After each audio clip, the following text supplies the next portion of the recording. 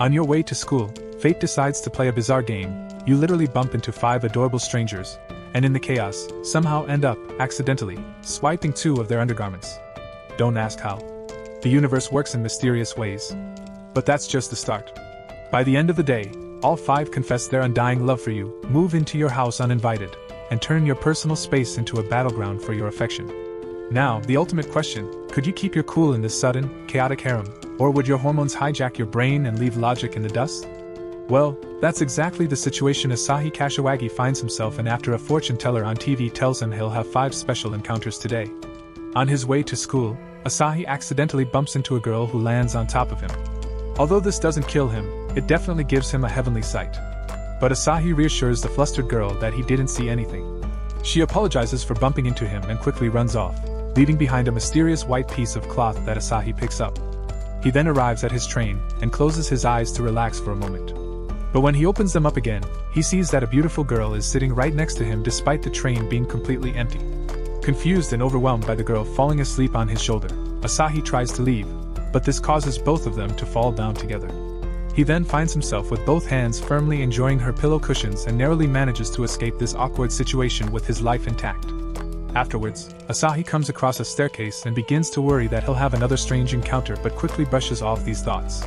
Suddenly, a girl trips and falls down the staircase and lands right where I wish my face could be right now.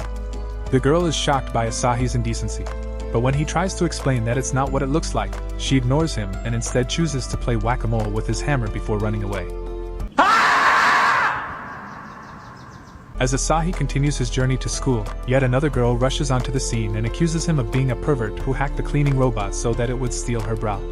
Before he can even reply, however, the robot malfunctions again and mistakes the girl for trash and starts dragging her away.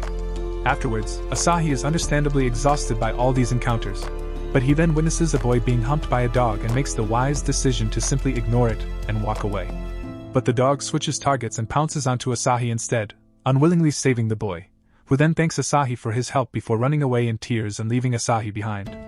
All these encounters have made Asahi late for school, so when he finally arrives, he's forced to sneak into the classroom on all 4s. Suddenly, Asahi realizes that every single person he encountered this morning is a new transfer student in his class, and one of them is his new homeroom teacher. Asahi immediately attempts to conceal his identity by making a silly face in hopes that they won't recognize him. However, the girls immediately realize that he's the pervert they encountered that very morning, and Asahi eats a couple hands to the face.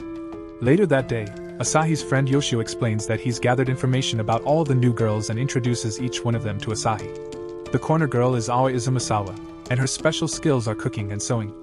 The train girl is Bai Mongfa, a young teacher from China. The staircase girl is Karin Istel, a transfer student from Germany and a popular model. The bra girl is Amelia Irving, a transfer student from America. And last but not least, the dog boy is Ilya Ilyukhin, a shy transfer student from Bulgaria. Later that day, Asahi arrives at the cafeteria too late and can't get anything to eat, but he's thankfully not too hungry since he's already eaten a bunch of hands today. He was special. When Asahi sees that Karin was also too late to get any food, he offers her a banana, which makes Karin realize that that banana was what was in Asahi's pocket earlier. From then on, Asahi spends the rest of the day clearing the misunderstandings one by one between him and the girls. As class ends and Asahi gets ready to put this entire exhausting day behind him, a letter falls out of his desk urging him to meet behind the school. He thinks back to the fortune teller and realizes that this is the final encounter that was predicted. When he arrives at the meeting location, he sees Aoi, and Asahi is happy to finally get the chance to return her white cloth. But as the wind blows and lifts up her skirt, he realizes that he's unknowingly been holding onto her panties this entire time. But it's fine because Japanese women are pixelated down there. Meanwhile, Aoi confidently and clearly says, "I love you." But Asahi is so taken aback by what he just saw that he misunderstands her words and believes that she's talking about her love for going commando. When Aoi then sees her panties in a tree and realizes that Asahi had them this whole time, she becomes incredibly embarrassed and runs away. Why are you running? On his way back home, Asahi surprisingly runs into Ilya, who confesses his love for him. But before he really has a chance to process this, Mongfa arrives and drags Asahi away with her, much to Ilya's disappointment. She tells him there's no time to explain and immediately kisses his neck while mysterious men run past them. She then confesses her love to Asahi and urges him to see her as a woman rather than his teacher. He's tempted to give in to her but restrains himself and runs away, something I personally would have never been able to do. As he continues his journey home after school, Karin spots him and suddenly jumps off a bridge in a wedding dress. Asahi simply keeps walking away faster and faster while pretending not to know the crazy girl chasing after him. When Karin then asks Asahi to go to a love hotel with him before they get married, he surprisingly agrees. But once there, he tells her to close her eyes while he gets ready and just walks away while she patiently waits for him. Moments later, Asahi runs into Amelia wearing a disguise pretending to be someone gaining signatures for a petition. But when Asahi starts signing it, he quickly realizes that it's actually a marriage registration form. Amelia's plan fails, and her bra is then stolen again by the cleaning robot. When Asahi finally arrives home after this exhausting day, he sees all 5 girls obediently waiting there for him. I don't know what the fuck just happened, but I don't really care. I'ma get the fuck up out of here. Fuck this shit, I'm out. He closes the door to their faces as he believes that he must have the wrong house, but the girls insist that he's in the right place. It turns out that Asahi's father has prepared 5 brides for him, and that all of these wife candidates will live with him from now on. Asahi reluctantly agrees to let the girls stay with him, but regrets it pretty quickly as they all cling to him, and Asahi realizes that his peaceful, everyday life is coming to an end. At dinner, they all try to feed him, and when he goes to take a bath, Karin tries to sneak in, so he kicks her out. But Amelia is already in the bath waiting for him by hiding underwater. Desperate to find a place for some peace and quiet, Asahi heads to his room. But just as he lets his guard down and relaxes on his bed, he sees Mongfa in the ceiling. Angered, Asahi holds a meeting with all of his potential brides and tells them that they have to go home. But when they explain that they have nowhere else to go, Asahi decides that he'll be the one to leave instead. He begins to aimlessly walk around town with no real plan, but Aoi finds him pretty quickly. She apologizes for her and the girls' behavior and explains that the girls have been waiting forever to meet him, so it's understandable that they were excited and acting a bit crazy. She manages to convince Asahi to return home, and he arrives just as the girls were packing their things to leave. So he tells them that they can stay after all, so long as they behave themselves. The next day, Asahi wakes up only to find Amelia underneath his blanket trying to stamp the marriage registration form with his toe for some reason. Later that day, several bridal candidates win a group hot spring trip and excitedly invite Asahi to come with them. But despite everyone being excited, Ilya is anxious about the trip because, in reality, Ilya is truly a girl who disguises herself as a boy to fulfill her father's dying wish. When they arrive at the hot spring inn, all the girls want to get a private room with Asahi, but he decides that it's best for him to bunk with Ilya, believing that they're both dudes. Asahi starts acting more relaxed around Ilya and begins treating her the same way he would his male friends. Ilya is flustered by this but is forced to endure it, so she doesn't reveal her true identity. Later on, Asahi enters the men's baths and finds Ilya there already, who immediately panics and trips while trying to run away. When Ilya wakes up moments later, she sees Asahi by her side and realizes that her true identity has been exposed. Asahi apologizes for his previous offensive behaviors, and Ilya reveals why she must pretend to be a boy. In response, Asahi hugs her gently and encourages her to be her true self. At that moment, Ilya remembers the sight of a young Asahi but is unsure where this memory came from. In the following days, Ilya gains the courage to confess that she's actually a girl and changes her name to Irina as she decides to openly act as a girl from now on. Sometime later, it's revealed that Mongfa is a gentle and friendly teacher that's very popular among students. But when she's at home, she's a completely different person who loves to get drunk and attempt to seduce Asahi in various ways. On one particular night, however, when Asahi heads back to his room, he sees a strange man hiding in his bed, who is actually Mongfa's nemesis. The man takes Asahi to a mansion and strips him completely to lure Mongfa by using him as bait. This proves effective as Mongfa quickly rushes to rescue him. Fortunately, she's powerful enough to defeat the waves of bad guys who attempt to stop her. After the fight, Mongfa immediately flees with Asahi. But when she notices that he's injured, she rips off her skirt to dress his wound while also lamenting her life. You see, Mongfa had been trained to kill ever since she was a child and gradually grew tired of this life. After becoming a teacher, she had finally found a reason to go on living. Not wanting Asahi to be killed because of her, she grabs a gun and points it at him and forces him to run away. Her nemesis then suddenly appears and reveals that he had transformed his whole body into a machine just so he could defeat her. He attacks Mongfa with all his strength, and she quickly begins losing the fight. Just as she's about to be finished off, however, Asahi returns to protect her. Upon gazing at Asahi's heroic figure, Mongfa remembers that a young Asahi had protected her in a similar fashion. Meanwhile, Asahi throws a bottle of lubricant at Mongfa's nemesis and then attacks him with an electric rod, giving Mongfa a chance to finish him off with one fatal blow. Afterwards, Mongfa thanks Asahi for coming back for her and hugs him tightly. When they return home, the girls are shocked to find the two intimately passed out together on the couch. What? Shortly after this incident, Asahi finds himself attacked by a robot that he's never seen before. But before any harm can come to him, a beautiful magical girl appears and unleashes her magic to destroy the robot before flying away. The next day at school, Asahi tries to convince Yoshio of the magical girl he saw, but he, of course, doesn't believe him. Karin then interrupts their conversation to embrace Asahi. Suddenly, a huge floating machine appears outside the window and begins attacking. Thankfully, Asahi is saved by Mongfa, but his friend Yoshio is injured. Asahi then realizes that Karin is missing and heads out to search for her, only to find her transforming into the magical girl he saw the night before, with a floating rabbit next to her. She tells Asahi that she doesn't have time to explain and asks him to touch her body so that she can gain magical power. Despite Asahi's flustered refusal, the rabbit pushes him into her, and Karin gains magical energy from this. She then flies out to fight the floating machine but runs out of energy too quickly and falls weakly into Asahi's arms. After hiding with Karin, Asahi learns from the rabbit's explanations that the robots in the sky destroyed its planet, but the rabbit managed to escape to Earth. In order to get revenge, it invited Karin to accept its powers and become a magical girl. The rabbit further explains that Karin can only get magical energy from someone she loves. The rabbit then takes Asahi and Karin into his special car and leaves them alone. Karin begins to undress, thinking that sleeping with Asahi is the fastest way to get her energy back. Asahi quickly stops this, however, as he does not believe that Karin is in love with him.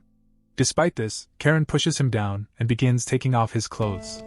Afterwards, Asahi manages to escape Karin's lustful grasp and instructs the rabbit to flee with Karin while he distracts the robots to cover their retreat. At that moment, Karin truly falls in love with Asahi, and her body becomes filled with magical energy, transforming her into her final form. Immediately after, she begins retaliating against the floating machine, but despite her best effort, it still proves too powerful for her. Suddenly, Asahi hugs her to give her even more energy, and together they unleash a powerful father-son Kamehameha. After the day is saved and Karin returns to normal, Asahi anxiously asks her whether she's hurt. At that moment, she remembers a young Asahi caring for her and embarrassingly runs away from him. Some time later, Asahi's friend Yoshio invites him and the girls to the beach. But before they leave, Yoshio has an accident. Despite this, they head to the beach as planned, but Asahi finds it weird that none of the girls seem to care about Yoshio's condition. After the girls get changed and play in the ocean for a while, they come across a sign that says swimsuits are prohibited on the beach. The girls don't resist this strange rule since there's only Asahi there with them, and willingly let him admire their figures for the rest of the day. That lucky bastard. When they finally decide to go home, Asahi can't seem to find any of the girls and thinks they must have gone home ahead of him. But when he arrives home, he only sees Aoi. He tries to ask her about the other girls, only to find that he can't seem to remember any of their names at all. He then voices his concerns about this to Aoi, but she simply doesn't respond to him and takes him for a walk in the nearby woods, where they see a huge cherry blossom tree under which Aoi passionately confesses her love to Asahi. She then pushes him to the ground and says that the most important thing now is that she and Asahi can be alone together. But just as she's about to kiss him, Asahi suddenly remembers the other girls and excitedly speaks out their names. Upon hearing this, Aoi becomes disappointed and turns into a cloud of cherry blossoms. But after the cherry blossoms disperse, a girl named Izawa appears in front of Asahi, who claims to want to be with him forever but can't, and warns him never to return to this place. Immediately after, Asahi is surrounded by code as if he's trapped in a digital world. And when he wakes up the next morning, he has no recollection of what happened the previous day but notices that none of the girls are home. To make matters worse, at school no one remembers him nor the girls, and Asahi doesn't remember his classmates either. Realizing that something is very wrong, Asahi rushes out in a panic to look for the girls, only to be stopped by a strange woman named Fuka Feynman, who claims to be Yoshino. She then takes Asahi to her lab and reveals to him that she had recently conducted a special experiment to let artificial intelligence feel human emotions, and that Asahi was one of the volunteers who agreed to participate in this. He had been living in the VR world for months, and the girls around him were all artificial intelligences. She further explains that when the girls first met Asahi, they didn't know what love was, so they behaved erratically. But as they started getting along with him, the girls gradually developed human emotions. On the day they went to the beach, however, the researchers' connection to the VR world was blocked somehow, and Asahi was forcibly sent back to the real world. In turn, Feynman was kicked out of her lab because of the failed experiment. She then reveals that 3 years ago, a mysterious doctor made the first lifelike artificial intelligence in an attempt to preserve his terminally ill daughter's consciousness, and the girls who lived with Asahi were all derived from this doctor's creation.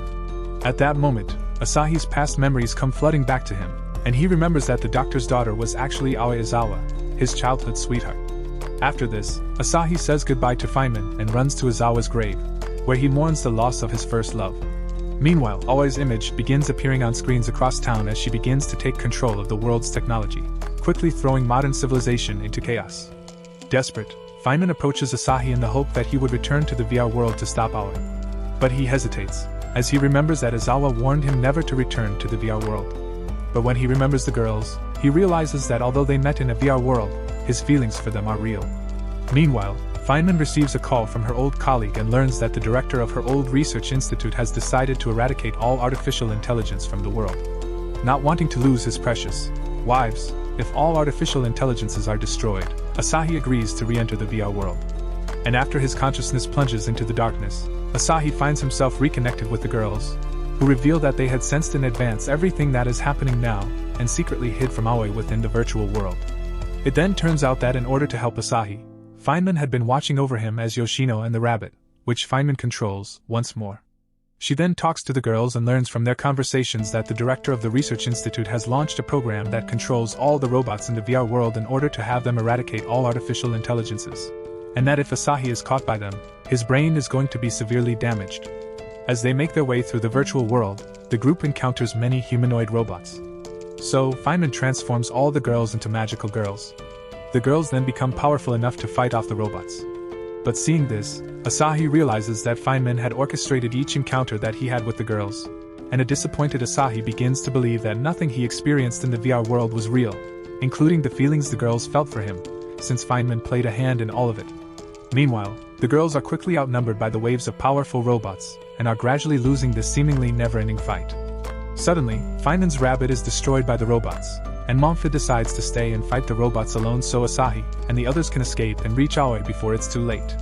She tells Asahi that when he protected her from her nemesis, he awakened some of Izawa's memories from years ago, which made Mongfa realize that her love for him was real and not manufactured by the researchers. She then kisses Asahi and pushes him away, and he grabs one of her headbands as he falls. Now alone against the army of robots, Mongfa gives every ounce of her strength to defeat them as she reminisces about her time spent with Asahi, as well as the childhood memories that she shares with Izawa. And as Mongfa accepts her fate, she feels completely happy and satisfied with her life. When Mongfa's hairband dissipates into the air, the group realizes that she is no longer with them and bursts into tears. But they have no time to grieve as they must continue forward to find Aoi. They eventually arrive at a rooftop and are surprised to see that the entire VR world is in chaos and close to destruction. Seeing the army of robots blocking their path, Karin and Irina offer to act as bait to attract the robots' attacks so Asahi and Amelia can go on ahead. Not wanting to argue, Asahi tells Karin and Irina to regroup with him as soon as they're done fighting and leaves with Amelia. Shortly after, Amelia reveals to Asahi that she remembers a memory of Izawa, where she had adopted a lost puppy and had taken great care of it, only for the puppy's true owner to return and take it back, making Izawa feel as though everything she had done for the puppy had been a waste. But thanks to Asahi's encouragement, Izawa was able to overcome this situation. Meanwhile, Karin and Irina also reminisce about the many memories they've made with their beloved Asahi, and they leave this world with no regrets, as they sacrifice themselves to ensure that no robots can reach Asahi. At that same moment, Amelia kisses Asahi farewell before forcing him down a digital portal, as she calmly stays behind to sacrifice herself for him. When he finally lands, Asahi finds himself reconnected with Aoi, who decides to explain everything to him, about how Izawa's memories awakened within her, and she began to lose her mind under the influence of Izawa's overwhelming love for Asahi. So, she tried to keep him by her side in an extreme way. But now she feels the death of the other 4 girls and regrets her irrational behavior. Aoi gives up the idea of possessing Asahi, and all she wishes for now is for Asahi to feel Izawa's true feelings. She reveals that Izawa has always had a crush on Asahi and fell in love with him when he surprised her with a necklace. But just as Izawa was immersed in joy, she suddenly felt strong dizziness due to her disease. She refused to tell Asahi about this, however, as she didn't want to worry him. Izawa was then taken to a hospital where she lived in fear of death every day. And the only thing that brought her joy was when Asahi would come to visit her. And as her health worsened, Izawa would use makeup to hide her poor physical condition. However, her illness gradually became so severe that she could no longer hide it from him. By this time, Izawa had reached the end of her short-lived life, and she had only one wish left, to see the cherry blossoms with Asahi one last time. because they had promised each other that they would someday get married under a cherry blossom tree. But Izawa was already inseparable from her hospital bed at that point, and her wish could never be fulfilled. Asahi cries as he feels Izawa's despair and can't calm down for a long time until Aoi reveals that Izawa's consciousness is still inside the VR world. With Aoi's help, Asahi enters another passage and finds Izawa waiting for him under a cherry blossom tree. He hugs her excitedly and tells her how much he's missed her. However, Izawa tells him that she hopes he can forget her, because she doesn't want him to be immersed in painful memories. While Asahi is adamant that he'll never forget her no matter how painful it may be, and for the first time he confesses his love for Izawa. Touched by Asahi's words, Izawa can no longer restrain her repressed emotions and begins crying as she confesses that she loves him too. They suddenly find themselves underneath the cherry blossom tree where they had promised to get married and share a passionate kiss as they reminisce about the sweet memories of their pure childhood love. Izawa, now without any regrets, decides to leave so Asahi can start a new life, and after an affectionate farewell, she gradually begins to dissipate into the air, only leaving a necklace behind to remember her by. While Asahi calmly accepts her departure, knowing that she will live forever in his memories no matter what. When Asahi finally returns to the real world, everything is back to normal, and the Research Institute revokes their decision to kill all artificial intelligences. Sometime later, Feynman is appointed to be the director of the Research Institute thanks to her help in preventing a global disaster, and she continues her research on artificial intelligences.